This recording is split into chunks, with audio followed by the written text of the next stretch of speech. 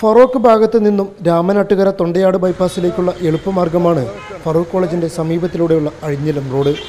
Farooq college ഉൾപ്പെടെ 10ഓളം സ്ഥാപനങ്ങൾ പ്രവർത്തിക്കുന്ന ഇവിടെ ഒരു ദിവസം 10,000-ത്തിലധികം വിദ്യാർത്ഥികളും ജീവനക്കാരുമാണ് യാത്ര ചെയ്യുന്നത്. രാവിലെയും വൈകുന്നേരവും വിദ്യാർത്ഥികൾ കൂട്ടമായി എത്തുന്ന സമയങ്ങളിൽ ഈ റോഡ് നിശ്ചലമാകുന്ന അവസ്ഥയാണ്.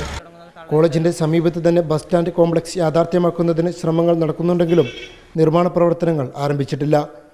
ഇതുമൂലം ബസ്സുകളും സ്വന്തമായി ഓട്ടോ സ്റ്റാൻഡ് ഇല്ലാത്തതിനാൽ ഓട്ടോറിക്ഷകളും പാതയോരങ്ങളിൽ നിർത്തിയിടുന്നതും ഗതാഗതക്കുരുക്ക് രൂക്ഷമാകുന്നതിന് കാരണമാകുന്നു. ഇപ്പം എന്താ വെച്ചാൽ ബസ് സ്റ്റാൻഡ് ഇല്ലാത്തതുകൊണ്ട് ഇവിടെ കുട്ടികൾ ഈ ജംഗ്ഷനായതുകൊണ്ട് ചെറിയൊരു അങ്ങാടിയാണ്. ഇവിടെ കുറേ വാഹനങ്ങളുണ്ട്. ഈ അങ്ങാടിക്ക് അനുസരിച്ചുള്ള വാഹനങ്ങളല്ല ഇവിടെ ഉള്ളത്.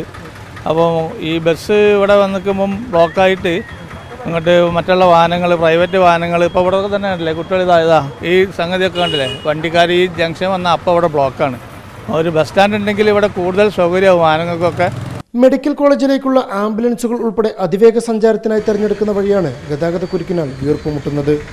ഗതാഗത നിയന്ത്രണം നിർവഹിച്ചിരുന്ന ട്രാഫിക് പോലീസ് എത്താത്തതിനാൽ ഓട്ടോ തൊഴിലാളികളും പ്രദേശവാസികളുമാണ് ഇപ്പോൾ ഗതാഗതം നിയന്ത്രിക്കുന്നത്.